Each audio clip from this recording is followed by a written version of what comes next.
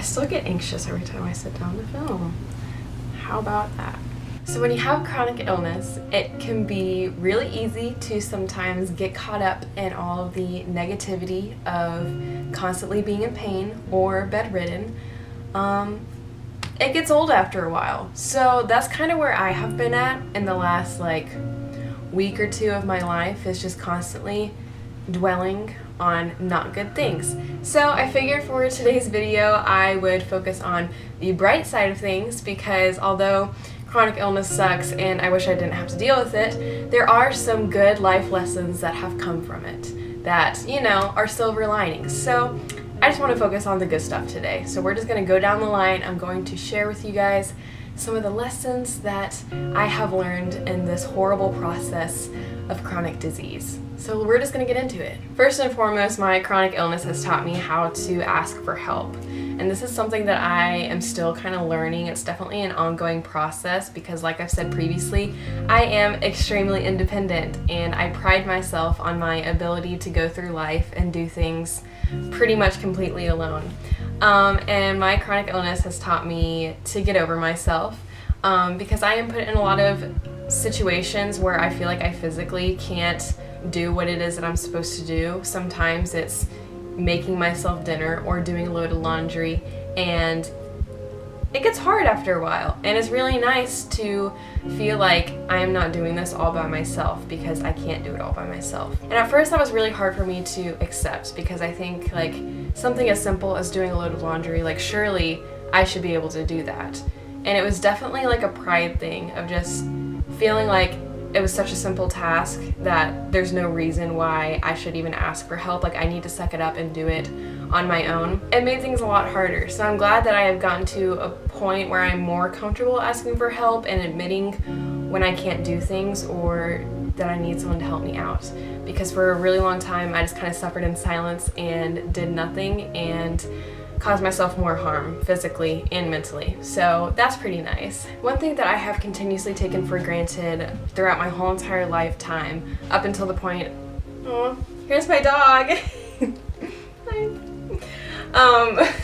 One thing that I have continuously taken for granted throughout my lifetime up until the point of being chronically ill is how my body functions. I think it's really easy to get hung up on what my body can't do, but I have learned to be so grateful for the things that I'm still able to do. Every day that I get up and I get out of bed and I walk down the stairs is a huge victory, because some people can't, and on some days I can't. So the days that I have where I'm able to do things like that just mean the absolute world to me. And every single day that I wake up and I spent the night in my bed and not on the bathroom floor puking is a victory. So it's really easy to get frustrated with my body and where it's at, and to constantly fall into wishful thinking of oh, I wish my body was like this, or I wish I was better. But I definitely have a huge thankfulness in my heart for the things that my body's able to do, even if it's not able to function like that all the time. It's also given me more time to explore interests and hobbies that I have been wanting to explore for quite a while, but felt like I haven't been able to. It's really easy to get caught up in your daily routine and feel like you don't have any free time to do what you want. And although some of my interests and hobbies have been limited because I'm physically not capable of doing everything, it has also given me more time, because I'm in bed so much, to work on things that I have been wanting to work on and get better at for quite a while. I remember I got really into drawing for a hot second before realizing that I don't like drawing, but I would have never known that had I not taken the time to actually teach myself how to draw and figure out if I like that or not. I wanted to start a YouTube channel for so many years and just constantly kept brushing it off, because this takes a lot of time to sit down and film and edit, and it's a lot more work than most people think it is. So it's just something that I continuously brushed off. But after sitting around for so long and wanting to make some use of my time, I figured that this is a great time to start. It is something that I can entirely film and edit from my house, and for the most part I do film and edit entirely from my house. And it's something that I realized that I really enjoy doing, and I might not have learned that about myself had I had all the time in the world to do everything that most people get caught up in doing. Having a chronic illness also makes me, I think, more intentional on how I spend my time. If I wake up and I feel better than I normally do, like if I'm having a good day, then like I go through my whole entire day thinking of like, what is it that I can do that I feel like I can't do on normal days, and like let's take advantage of the time that I have of feeling pretty alright.